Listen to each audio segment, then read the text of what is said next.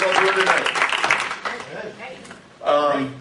Would you agree that the subject of where life came from and evolution, all that, would you agree that's a controversial subject?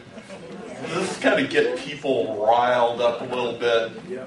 I want to tell you a little story, but before I do, I'm going to preface this by saying I'm going to approach this from an angle that very few of you probably ever heard before.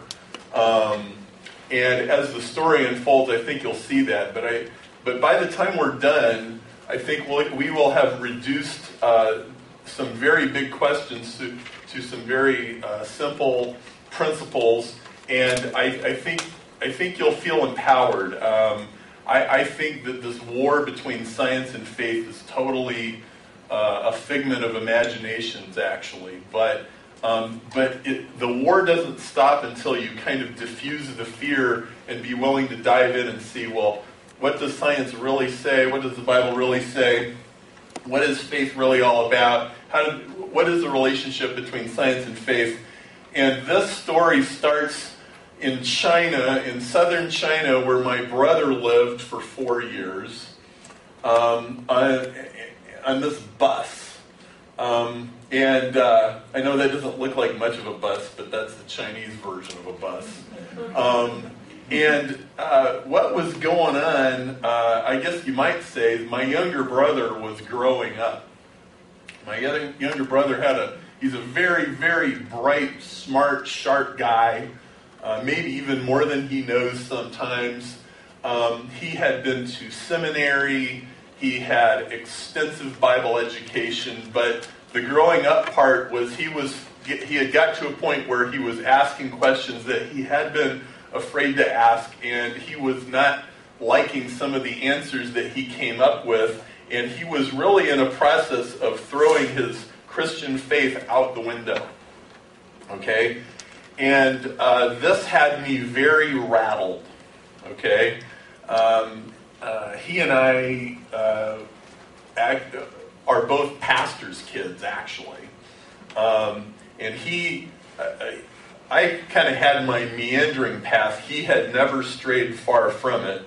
And then all of a sudden, at age 30 or something, he goes, and so we're riding on this bus, and we're having this argument about a whole bunch of stuff, and the subject of kind of the creation and evolution stuff kind of came up. And I said, Brian, you don't honestly believe, look at the hand at the end of your arm. You don't, honestly believe that that's the result of some kind of accident, do you? Okay, and he says, well, now hang on just a second. And he was ready for this question, okay? And he says, no, I want you, he's coming right back at me. He says, let's say that there's 500 million falcons flying around and eating and pooping and everything that falcons do, okay?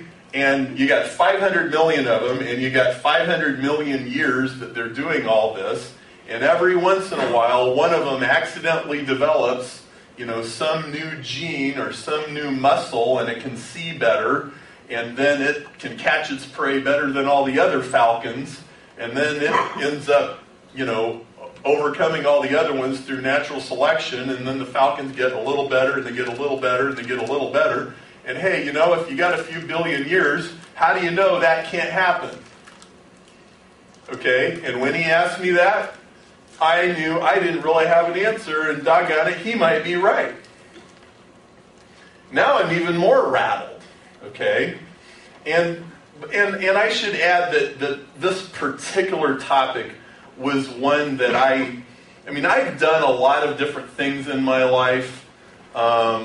I used to be in acoustics. I designed the speakers in the 95 Jeep Cherokee and the 94 Ford Probe and the 94 Acura Vigor. Okay, so I've done acoustics. I wrote an Ethernet book. Ethernet is that blue cable that plugs into your computer and gets you on the internet. I learned, I did that, okay?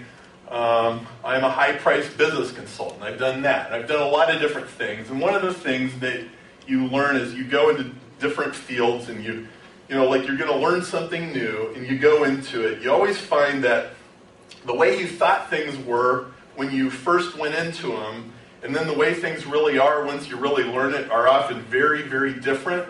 Like what you think is important is very, very different. And what I knew about this whole creation evolution thing was I didn't know enough to know. Okay? And that like a really simple answer like the one that I'm asking him, like, well, gee, you look at your hand, you don't think that could like be the result of an accident or something? That's a very shallow way of asking a very complex question, and most people just sort of glaze over or just pick a side and then cling to it. And it's like, well, gee, I really don't know the answer to this, but I was so bothered that I decided I better go start looking.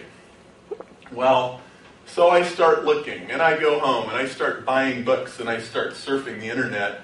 And I very, very quickly, and I think a lot of you guys will relate to this, I very quickly became just literally nauseated at the people screaming at each other over these questions. Okay? Like, gee, do you think you could have any more angst than you've got? The creationists are screaming at the evolutionists, and the evolutionists are screaming at the creationists, and it's like nobody's really listening to each other. And that really bothered me.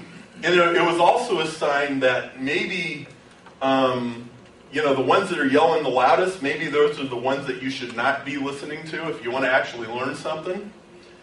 But then there was another level that this bothered me, which was most of what these people are arguing about is not stuff that you could ever come to a solid conclusion about anyway. Okay? So let's take, for example, fossils. Somebody lays a whole bunch of fossils on the table, and they say, see, these fossils tell this story. And then some other guy walks in the room and goes, no, you idiot. Here, watch this. And he rearranges them all. He says, no, see, they tell this story. And you just argue about this back and forth and back and forth.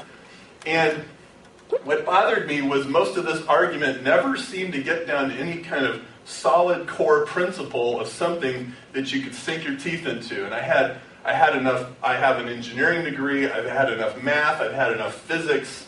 Like, there ought to be a better way to get to the bottom of these questions than all this political stuff that you read in the newspaper. And so I had a sense of what I was looking for. And that sense mostly just came from having done other completely different things.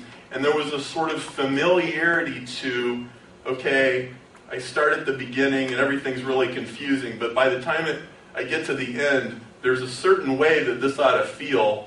And I will also add that I was open to wherever this led me. Okay? It's like, okay, whatever the truth is about this, I want to know. I just want to know. And so,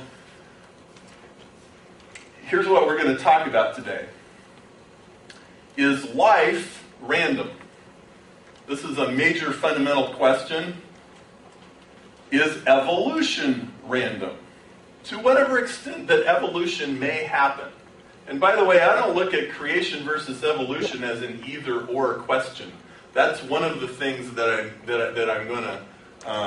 going to come out of our discussion tonight. And to whatever extent evolution happens, how does it happen? Okay, that's a really important question. Okay? Is it creation versus evolution, or is there actually, are there things on both sides of this argument that are, both right? Is there a synthesis? And new directions for the origins debate. So I'm gonna lay some background here, and show you a couple things. There are some things that happen that are very orderly that nobody has to design. For example, I got a picture of a tornado here, and if you got hot air and cold air and moisture and time in just the proper mixture, you get tornadoes. Okay? Does everybody agree? Nobody has to design a tornado. God does not have to decree there is going to be I mean, you could have a theological argument about whether God does that or not, but you know, clouds go across the sky, nobody has to design that. Tornadoes happen, nobody has to design a tornado. Does anybody have to design a snowflake? No. No. You take water, cold air, gravity, wind, it blows up and down. Well, I guess that's hail, right? And the ice crystal is fallen and it grows and you get a snowflake. And every single one is different, but they have, you know, these similar patterns. Nobody has to design an individual snowflake. It occurs naturally. Okay? And just so you understand why I'm bringing up this example, a lot of people say, well, life occurs naturally, just like snowflakes do. Well, we're going to come around to that question, and we're going to look at that.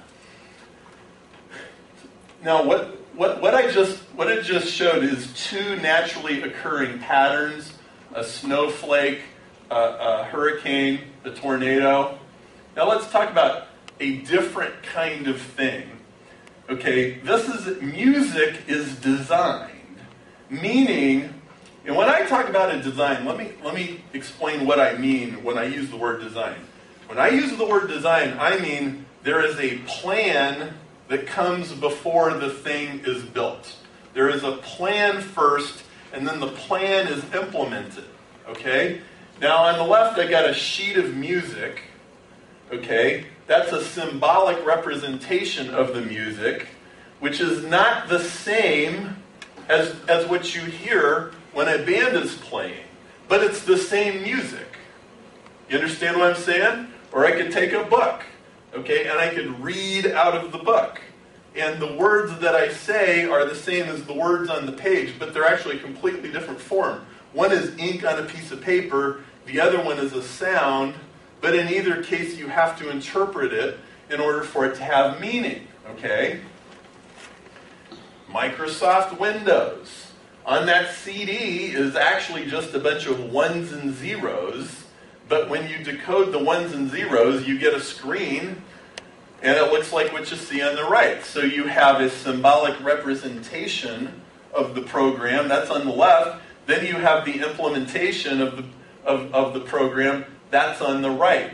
So software is something that's designed. Music is something that is designed, okay? Does software like happen naturally? As far as you know, as far as you've ever seen, no.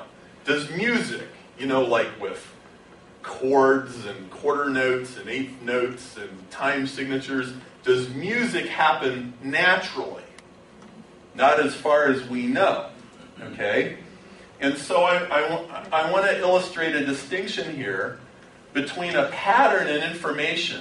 A naturally occurring pattern, like a tornado or a snowflake, comes from chaos. There's a whole field of science called chaos theory that talks about why every snowflake is a little different. It's simply matter and energy. It requires no thought on the part of anybody. On the right, a piece of music, a map of Washington, D.C., Chinese symbols, a piece of software, all those are information-based, okay? They're based on a code. A sheet of music, is that a code? A quarter note, an eighth note, a rest, that's a code, right? And all musicians agree on what quarter note is, so they can all play, right? Or maps, or Chinese, you know, everybody that reads Chinese agrees what that symbol means, and so because there's agreement on what symbols mean, then you can read it. Well, when you get into the realm of information, you're not dealing with matter, you're not dealing with only matter and energy. Information is a separate entity. Information is something different than just matter and energy, and information always requires thought. Okay? So now, I'm going to talk about DNA. Every cell in your body has a strand of DNA with about 3 billion letters in it. Okay? The shortest DNA that's ever found in nature is like 500,000 letters, yours is 3 billion. It would fill volumes of encyclopedias. It's about the same amount of information as you can put on an entire CD. Like if you burn a CD, if you burn it till it's full, that's about how much information is stored in every cell of your body, and it's a plan for building your body. Okay? And the way just a real rudimentary explanation of DNA is it's a helix. It's got these two strands that twist around, and in the middle are like rungs of a ladder. And when DNA makes a copy of itself, that helix splits, that ladder splits, and chemicals come and they fill in, they come into place and they match where the old one was, and then another rung comes up, and when it's done, there's two strands of DNA instead of one, and they're identical and they have the same letters. And by letters, those little rungs of the ladder are bases called adenine, thymine, cytosine, or guanine. It's a 4-letter alphabet. So like computers have ones and zeros, that's a 2-letter alphabet. DNA is a 4-letter alphabet with four letters, okay? It encodes all the information necessary for life, 500,000 to 3 billion letters, okay? And there's something very interesting about DNA, is that those letters form characters, and the characters form letters, and the letters form words, and the words form sentences, and the sentences form paragraphs, and the paragraphs form chapters. You ever heard of chromosomes? You can think of chromosomes as chapters in the book of DNA, and you have 46 of them. So it's like 46 chapters, and there's a whole hierarchy of language. Just like English has all those things on the right, all the things on the left, nucleotide, codon, gene, operon, regulon, chromosome, those are hierarchies of DNA information. DNA is not just a chemical, but the pattern in the chemical is a language. Okay? It has all the same characteristics as a computer language, or kind of like music, or any number of human languages. You can, if you went and you studied books on linguistics, most books, many books on linguistics at least mention that DNA has a semantical structure that's rather similar to human language. Okay? So here's the question. Is DNA a pattern like snowflakes and hurricanes, or is it a language? Well, DNA is a code. And that's a really important, the idea of a code, that there is a symbolic relationship, that when those letters are strung together, they form instructions. And the instructions tell a cell how to build a leg, a claw, an arm, a wing, an eye, just like your watch might have instructions to beep at you at 7:30 in the morning. It has instructions in the exact same sense as a computer language. Okay? A DNA molecule symbolically represents something other than yourself. Somebody could scrape a little cell of skin and put it under a microscope, and if they were smart enough and they had enough data, they could go, oh, that's you. Now, that strand of DNA is not you, but it is a representation of you, right? So, is DNA more like a stalactite, a tornado, a snowflake? Or is it more like music, maps, computer programs, and Chinese? It's like the latter. It is not like the former. So where do codes come from? Patterns like snowflakes and hurricanes, they occur naturally. We know that. Nobody has to design a snowflake. But, and this is kind of gets to the whole point of my presentation, random processes, accidents, weather, they don't create codes. A code is symbolic, right? If we agree that a quarter note is supposed to last this long, then we all agree on that. That is something that we have made a decision to agree on, right? Okay? And then somebody could go write a computer program that reads the notes, and the computer could go through a very mechanical process of reading the notes, but somebody would have had to program it first to do what it does. Okay? No one has ever discovered a code that was not ultimately designed by somebody. Ever. And you can take that to the bank. Nobody has ever discovered a code that wasn't designed. Nobody has ever discovered a symbolic relationship that wasn't designed. Because in nature, I got a rock. Go pick up a rock. Does this rock contain any symbols? No. It's a rock. That's all that it is. Nothing in the purely physical world creates plans, instructions, or codes or symbols. Okay? So, here's a way to think of it. Let's say that we go far from Earth. We go to some other solar system.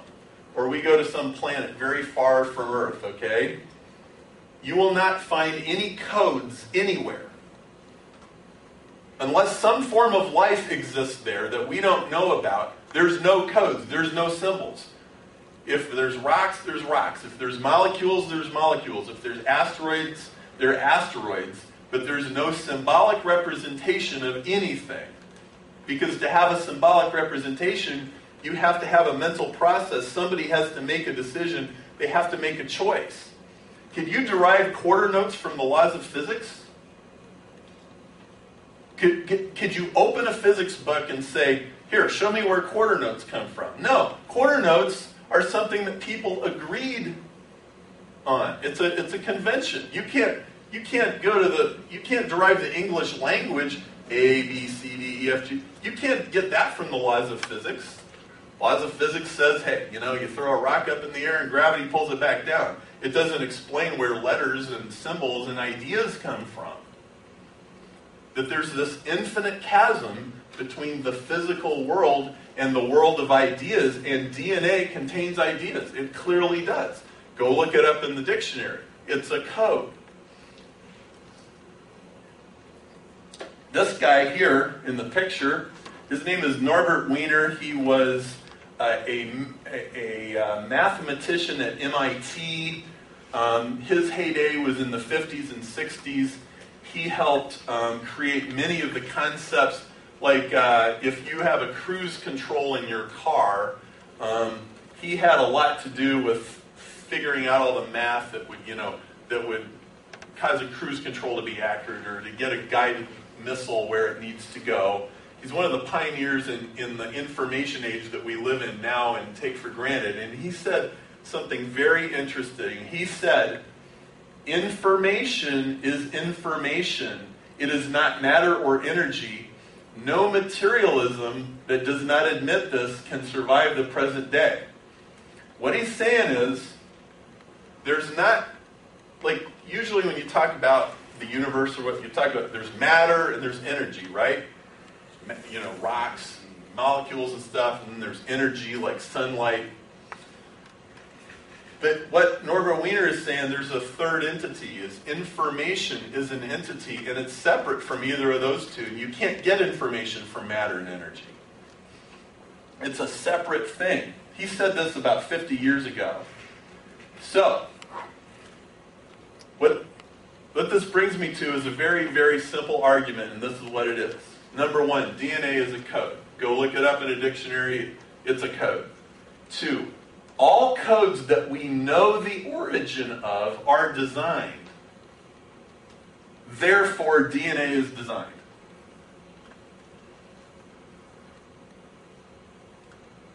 Therefore, God exists. Okay? Now, I have debated this on the largest atheist website in the world for 2 years, and they are as mad as hornets. And you go look it up. You go to cosmicfingerprints.com/infidels. Infidels is the biggest atheist website in the world. It's 15,000 pages of rage and vitriol. And you could go read the whole entire thing. It's like probably got 1,000 posts on this discussion board by now. But it's all there. If you want to go read it, it's all there. Let me back up. I kind of skipped a step. There's actually, DNA is a code. All codes that we know the origin of are designed. Therefore, what? Well, there's actually 5 different answers. Where did DNA come from? Well, one answer is, well, DNA was designed by humans. Okay, now wait a minute. Is there like a problem with that? Like, okay, what? Did somebody go back in time or does anybody like think that that's an acceptable answer to the riddle? I doubt it. DNA was designed by aliens. Okay, now you know what? That is actually a perfectly legitimate answer. It's perfectly logical. It's perfectly possible as far as I'm concerned. Does it solve any problems? Because then the next question is what? Where did the aliens come from? It doesn't answer anything. Okay? So, so what? The aliens had to come from somewhere. Okay, number 3. This is the most common one you hear. It was a product of chance. Okay, now, that is a legitimate answer, except there's a huge problem with this answer. If Isaac Newton had said, okay, the apple falls out of the tree, and he goes, why did the apple fall out of the tree? Okay, what was the answer he came up with? Gravity, right? A force pulled it down. What if he'd said, well, it just fell by chance? What kind of answer is that? It's a non-answer. Okay, it's not systematic, it's not repeatable, it doesn't refer to anything that you could investigate further, it doesn't lend itself to any kind of experiment. Science is a belief that the world operates according to laws that can be discovered.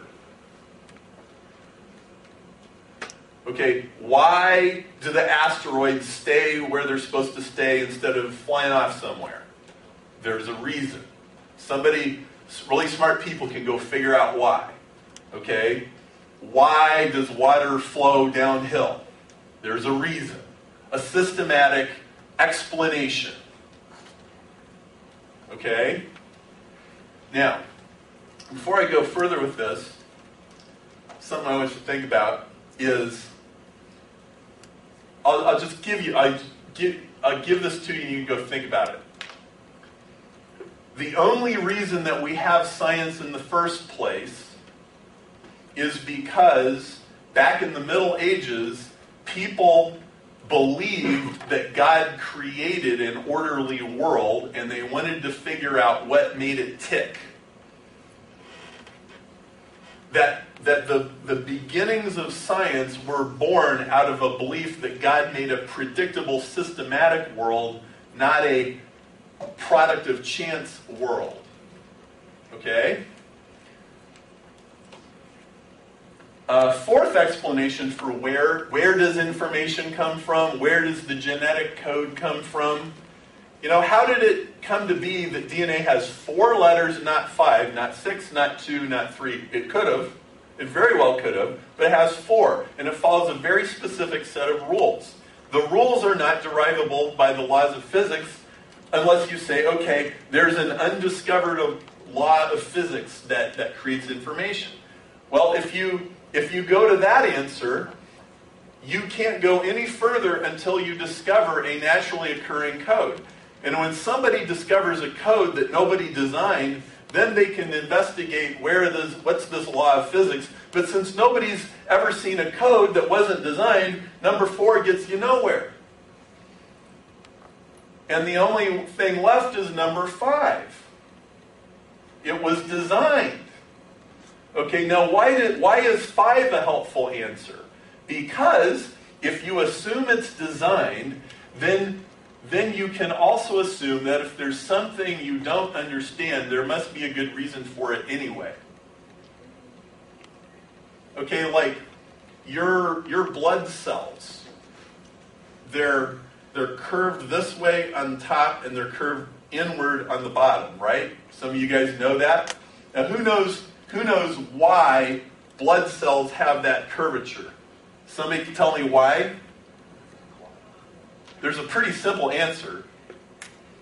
It's so they don't get stuck when they're like going through an artery. They'll bend and they'll go through a really tiny capillary. Now there might be other reasons, but whenever you encounter something in science and you want to ask a why question, it only helps you to ask the why question if you can somehow assume, which is always a leap of faith, by the way, that there's an answer, that there's a reason. Okay? I would contend that number 5 is by far the best of these choices because it gives you reasons to ask more questions. So this is the atheist riddle. Show me a message that does not come from a mind. That's the riddle. Show me a message that doesn't come from a mind. So simple, any child can understand. So complex, no atheist can solve. Now, this is part 2 of my presentation. I have just established, through a logical argument, that the best available explanation for the origin of life is that it was designed. Okay? Now I want to talk about this whole creation-evolution question. And I'm going to move really fast, and we'll be done hopefully about 20 minutes, and then we can have Q&A. We can talk as long as you guys want to talk. But a Christian and an atheist go to the zoo. Now, what could be more entertaining than that?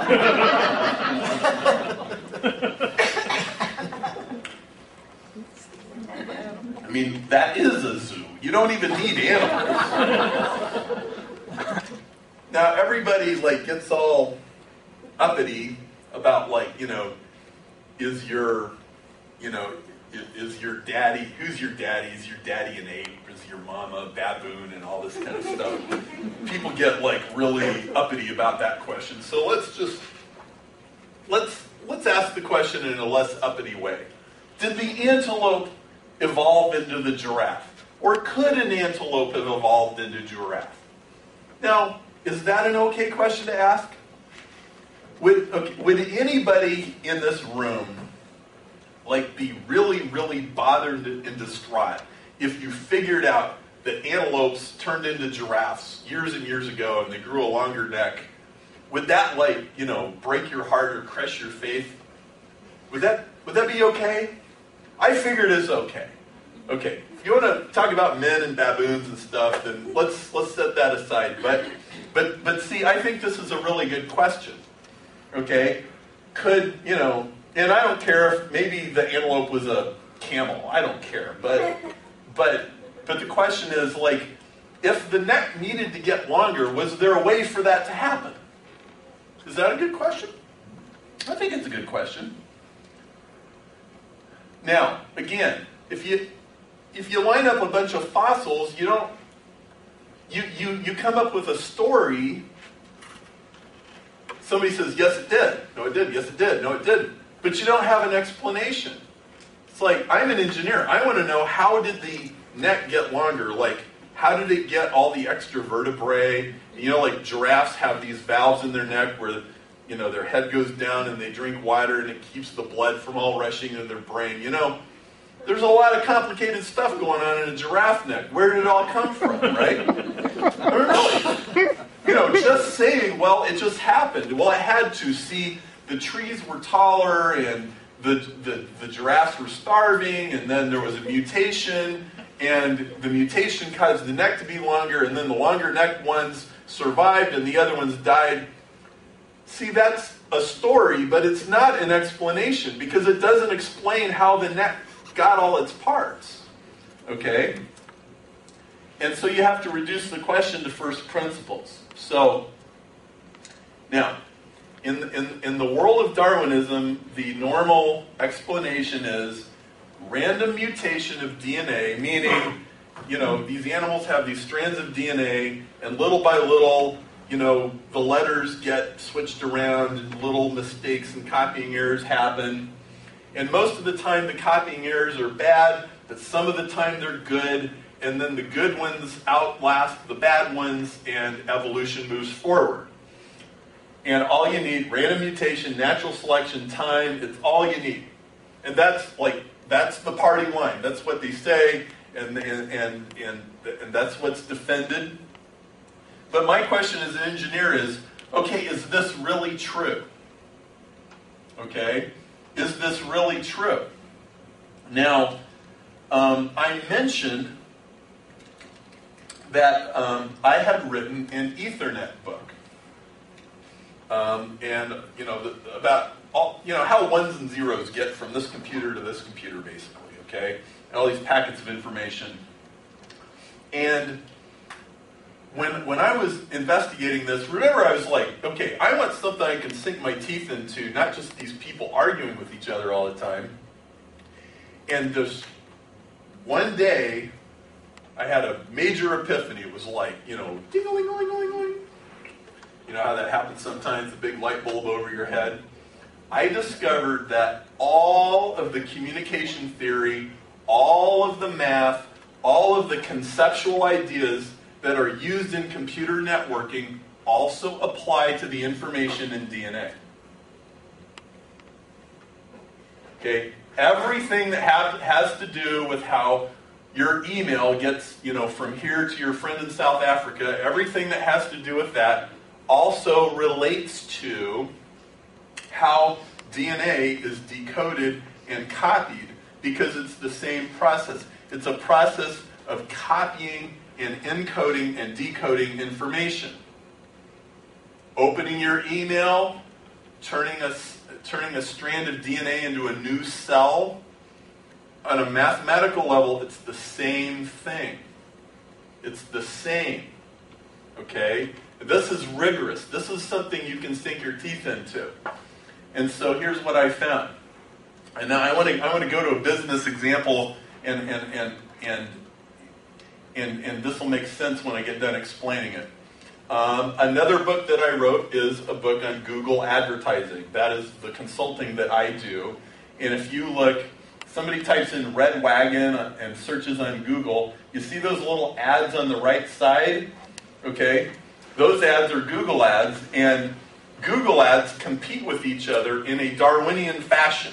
Okay?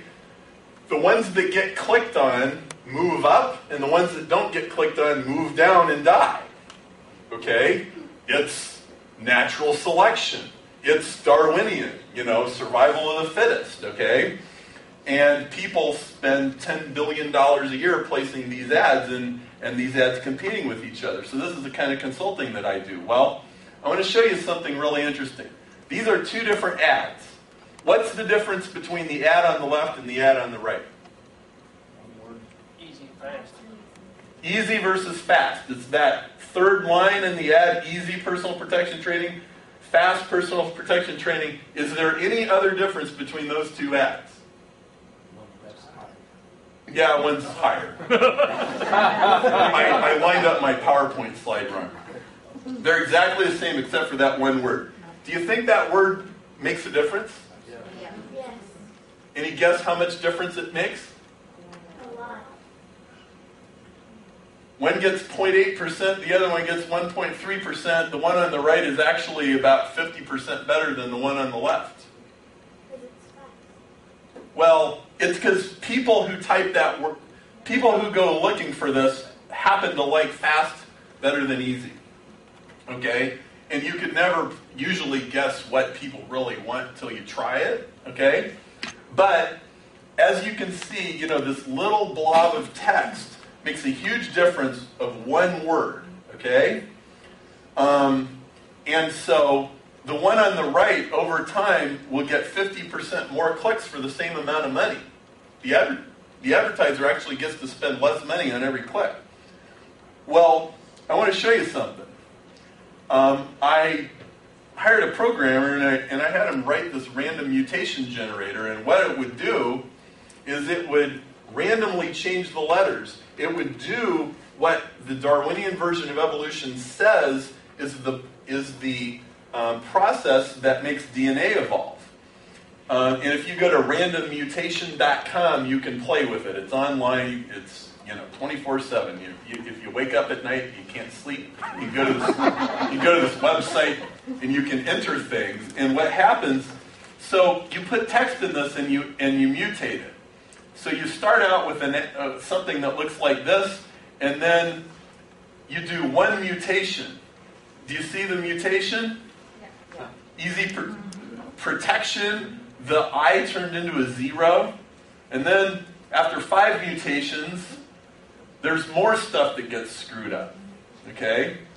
After 10 more mutation, there's more stuff that gets screwed up. Okay? Now, if you follow exactly what Darwinian evolution is claimed to do, the claim that is being made is, if we made millions of these ads and we had little text errors sprinkled in these ads, eventually we get a better ad. Okay? That is, I am not mischaracterizing this at all. That is what is being said. What is being said is that copying errors in DNA, most of the time are bad, but some of the time are good.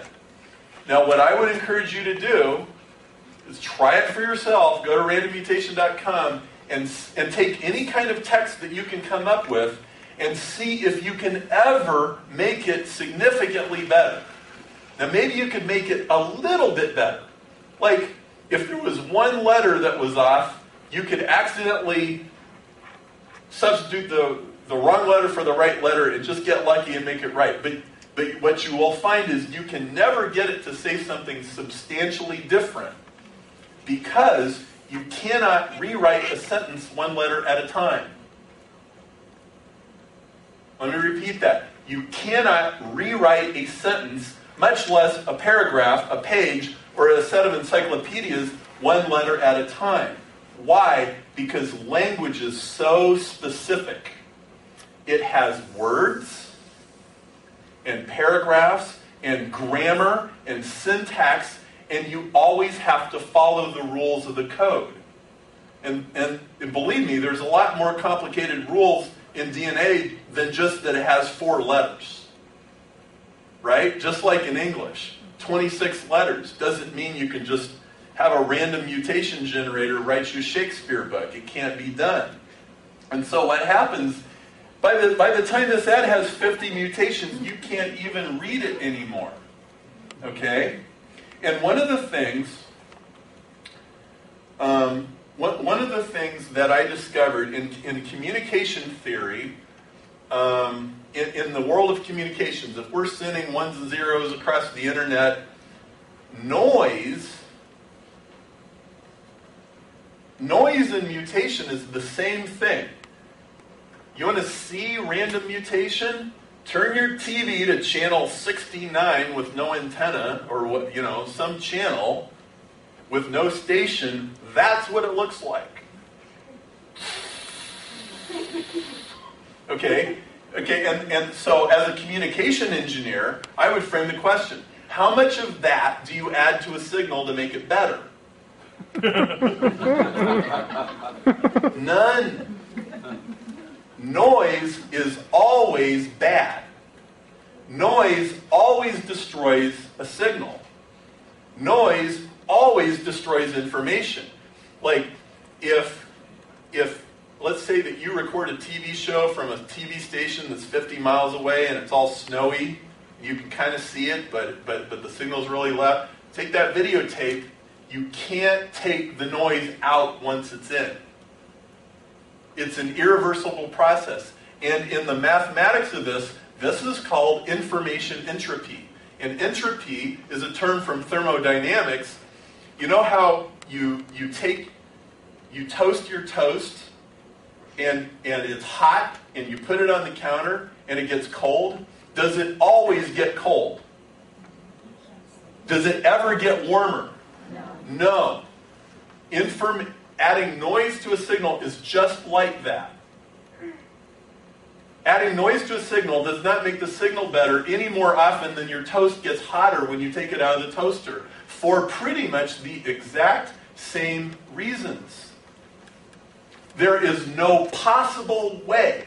I am saying this as a communication engineer, somebody who wrote an Ethernet book, somebody who did control systems, all kinds of stuff as an engineer. There is no way that random mutation is how an antelope turns into a giraffe. And I am not saying an antelope did not evolve into a giraffe. It very well may have happened, but it did not happen randomly or by accident. Absolutely, positively, did not, could not. And it doesn't matter how many chances they have to reproduce, you don't get a better one because you had enough time. Now there's another version of this. Years ago, back in the 20s and 30s, there was a guy named Goldschmidt. And he said, hey, if mutations cause evolution, let's have more mutations. And he took these fruit flies and he hit them with radiation. And he did this for 30 years. He said, if I hit fruit flies with radiation long enough, I'm going to get a fruit fly to evolve into something else. He did this for decades, starting in 1906. He got no new species at all. He did this for 30 years. Missing organs, deterioration, sterility, reduced wings, legs, feet growing out of mouth, all kinds of bizarre things. Not a single improved fruit fly after 30 years. Now this is exactly what a communication engineer would tell you to expect. Okay? Hey, I got this U2 CD, and we're going to make billions of copies of it, and every single copy is going to have a little bit of an error in it, and once in a while it's going to improve the album, and we're going to evolve, from the Joshua Tree to, some other album. Does it happen that way? Absolutely not. Absolutely not. Random mutation plus natural selection plus time equals extinction. Okay? Now, I want to talk about how we use the word evolution because it's an everyday household word, and we use this word a lot when we're not talking about biology or animals at all. When we use the word evolution and we're talking about technology, knowledge, social progress, we are always referring to an intelligent activity. Like the evolution from the iPod to the iPhone. Amen. Right? Okay? We have a belief. It didn't happen randomly. It happened as a result of deliberate choice. Okay? The only time that the word evolution means a random, purposeless process is in biology, which is somebody trying to sell you on an idea that runs contrary to experience. Evolution is really chaos resolved by intent. It requires a mind. Okay, and here's my point. Remember at the beginning of this presentation I said I was going to take this in a different direction than it's normally taken. If evolution happened, it was designed to happen. Okay? And I'm going to explain this a little more. This gal, her name is Barbara McClintock. She won the Nobel Prize in 1983 for what I'm about to describe to you. Okay?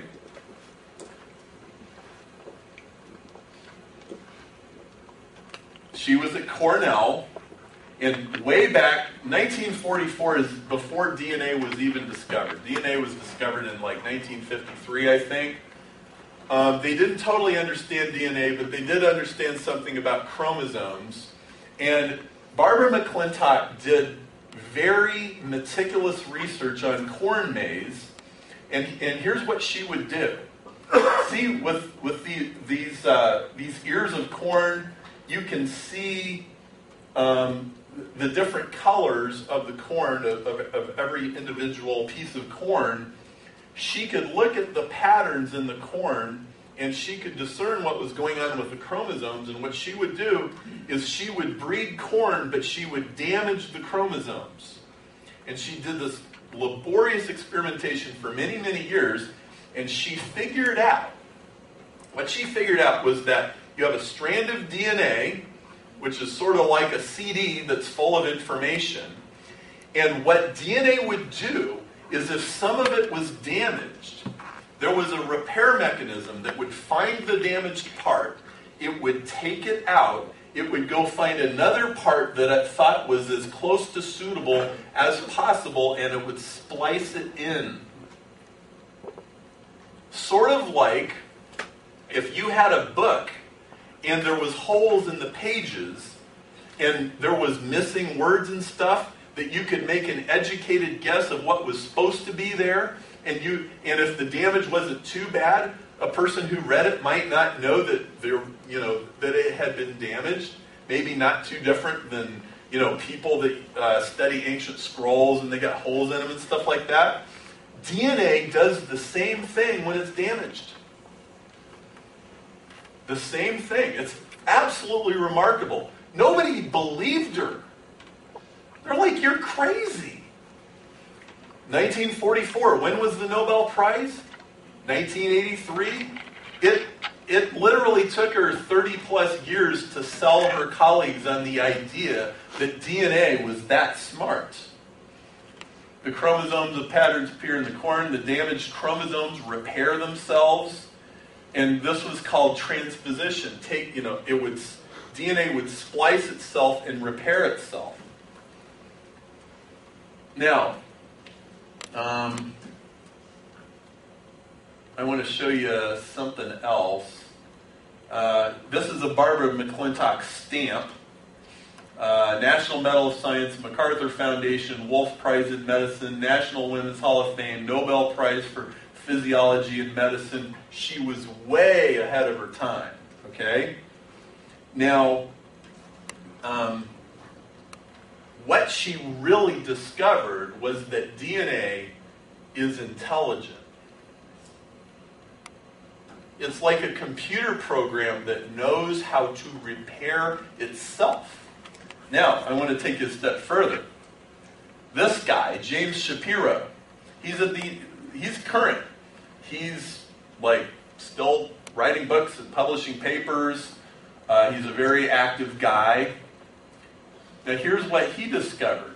He took McClintock's work and carried it forward. And what he discovered was that there was something else that DNA would do in addition to what Barbara McClintock discovered. He discovered that he would take protozoas, which is a tiny cell, and he would put them under extreme stress. Like not enough sugar, not enough water, not enough whatever, some kind of severe environmental stress. And what he discovered was that as those protozoas reproduced, they would splice their own DNA into over 100,000 pieces, rearrange the pieces, and produce a new protozoa that was substantially different so that it could survive the new environment. And this is why germs resist antibiotics. It's because they're reprogramming themselves. Okay, it doesn't happen by accident. Okay? Somewhere in there is a mechanism that goes, we can't fight this, let's rearrange the design. Take this piece, move it over here. This piece, move it over here. This piece, move it over here. And so we're going to make one copy of us that's like this, and we're going to make another that's like this, and we're going to another version that's like this, and another version that's like this. Is this getting more and more remarkable the further it goes? This is so far from random mutation, it's the opposite direction. Random mutation would just destroy it. Okay? This is a program that evolves itself. So let me ask you a question. Most of us have been using Windows for a long time. There was Windows 95, and first there was DOS, right? There was DOS, and then there was Windows 95, and there was Windows 98. There was Windows ME, and there was XP, and there was 2000, and there's Vista, right? Now, it took like 40,000 engineers or something to make all these new versions of Windows, right? What if the original DOS program was so sophisticated that it just rewrote itself for the last 20 years and nobody had to program it and it just kept getting better and better?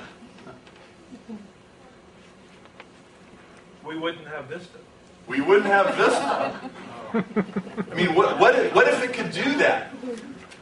Would you look at the original? Would the original engineer who designed this be considered smarter than all the other 40,000 guys put together?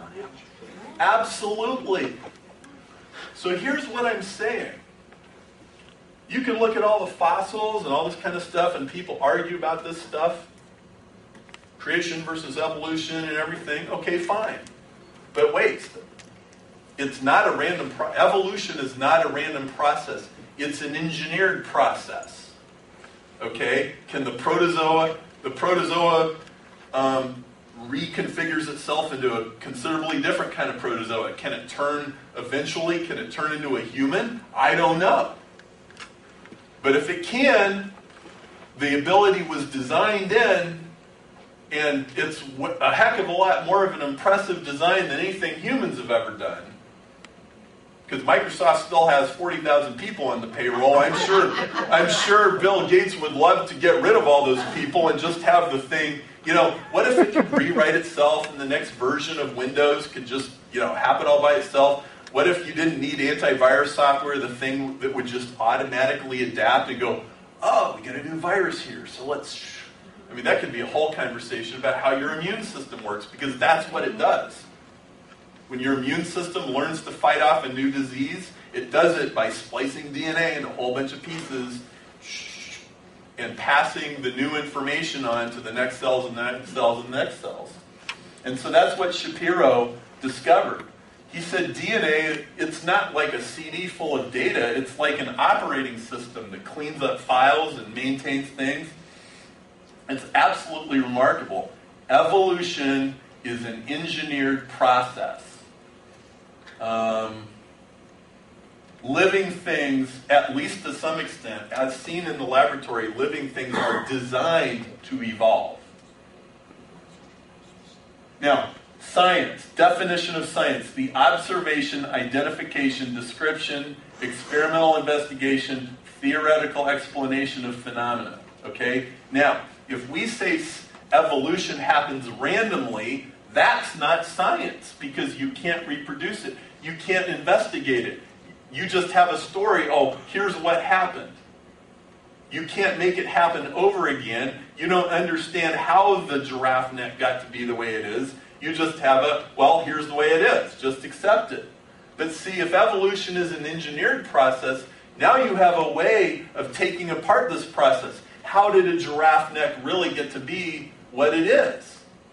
And if you understand that, then maybe Microsoft can figure out how to make the next version of Windows write itself, rather than a bunch of, thousands of engineers having to sit there and go through 20 million lines of bad code and try to make it better, right? So if you say the origin of life was by accident, that is not a scientific answer. If you say evolution is a random process, that is not a scientific answer. Evolution is not a random process. It's an engineered process, and an engineered process is scientific. You can study that. So suddenly the study of evolution has practical application. If you get down to how does this really happen, maybe you can write better computer programs. Maybe you can make better iPods and iPhones. And I want to point out something. Remember, the whole conversation here revolved around the idea of a code. It all revolved around the idea that DNA was not just a molecule, it was a language. And I find it very interesting that in Genesis 1, every creation event is preceded by the words, and God said. And God said, let there be light. And God said, let there be, let there be. And then, I think even more significantly, in the book of John, John 1:1, in the beginning was the Word, and the Word was with God, and the Word was God. He was in the beginning with God. Through Him all things were made. There is nothing that has been made that was not made through Him. He was in the beginning with God.